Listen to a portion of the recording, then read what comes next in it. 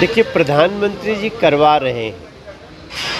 अगली जनगणना के साथ ही जातीय जनगणना भी होगी। अब अगर इसमें क्रेडिट लेने की बात उनको करनी चाहिए जो अपने शासन में रहते हुए इसको करने की कोशिश किए हों या किए हों। लालू जी का 15 साल तक सरकार था, उस समय केंद्र में भी उन्हीं की सरकार थी, तो कर दिए थे क्या। देखिए, मोदी जी जन भावना को समझते हैं और जन भावना को समझ के ही वो निर्णय लेते हैं। आज जातीय जनगणना की बात उन्होंने स्वीकार किया है। इस देश में बहुत राजनीति हुई इस लाइन पे, लेकिन नरेंद्र मोदी जी सिर्फ मुद्दों पर राजनीति नहीं करते हैं, बल्कि लोगों की भावना होती है तो उसको मान लेते हैं। आज मान लिया है और बिहार का बच्चा बच्चा आज नरेंद्र मोदी जी और एनडीए के साथ। तेजस्वी यादव का कहना कैसे देखते हैं इसको सर?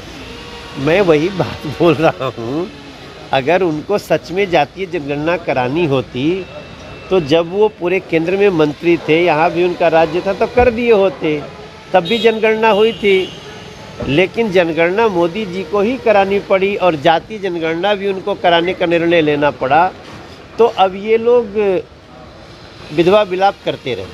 कई ऐसे अभी और मुद्दे हैं जिस पर मोदी सरकार को झुकना होगा और हमारे एजेंडा पर काम करना होगा। नरेंद्र मोदी सरकार झुकने में या सीना तान के चलने में विश्वास नहीं करती। नरेंद्र मोदी जी की सरकार जनता की भावनाओं को समझ के निर्णय लेने में विश्वास करती है। चुनाव है सर, क्या कहिएगा? लगातार महागठबंधन को नहीं मिल रहा है सर। कांग्रेस और आरजेडी के लोग अलग अलग सीएम की देखिए, बात कर रहे हैं। उनकी नीयत नहीं है। महागठबंधन और जो गठबंधन जो भी है, उनकी नीयत नहीं है बिहार को सजाने की। नीयत एनडीए सरकार की है। हमारे पीछे जो बिल्डिंग दिख रहा है, ये भी तो एक स्वरूप है। ये अभी क्यों हो रहा है? प्रत्यक्षम किम प्रमाणम। आप यहाँ से चले, अभी मैं आ रहा हूँ बैरिया से, उधर गया रोड से, आपको थोड़े समय मुश्किल से साल भर के अंदर ही हम लोग मेट्रो शुरू कर देंगे पटना में। ये सब काम कब होता है? जब नीयत होती है। केवल आप लोगों को वोट बैंक बना करके, भ्रमित करके वोट लेने के लिए खाली स्टेटमेंट देंगे, तब तक बिहार का भला नहीं होगा। अब एनडीए सरकार में बिहार सज रहा है, आगे बढ़ रहा है। चिराग पासवान का कहना है कि विधानसभा चुनाव लड़ेंगे और बिहार में मुख्य भूमिका निभाएंगे। उनके सांसद हैं अरुण भारती, उनका भी कहना है कि हम लोग चाहते हैं चिराग पासवान विधानसभा चुनाव लड़े बिहार में। भाई, वो उनकी पार्टी का निर्णय है। एनडीए के वो बहुत महत्वपूर्ण घटक हैं। बाकी उनकी जो इच्छा होगी, वो अभी कैबिनेट मंत्री हैं, बाकी आगे उनकी जो इच्छा होगी उनकी पार्टी की इच्छा है। हमारे फोरम पे जब आएगा एनडीए के साथ, तो हम लोग उनका जो निर्णय होगा उसको स्वीकार करें। लगातार महागठबंधन के लोग कह रहे हैं नीतीश कुमार को लेके कि उनको साइडलाइन कर दिया जाएगा आने वाले चुनाव में बीजेपी के जरिए से। एक बार चुनाव हो जाए फिर। देखिए, नीतीश कुमार जी ना तो कभी साइडलाइन थे और ना तो कोई शक्ति उनको साइडलाइन कर सकती। निशांत को लेकर सर सवाल उठा रहा है, नीतीश कुमार के बेटे हैं, लोग कह रहे हैं निशांत को राजनीतिक में आना चाहिए और बिहार का कमान संभालना चाहिए। ये जेडीयू का मैटर है। हमारा देखिए, हमनी के सबकर उद्देश्य क्या होके के चाहिए कि हमनी के बिहार के बदहाली दूर होके, और वो बहुत हद तक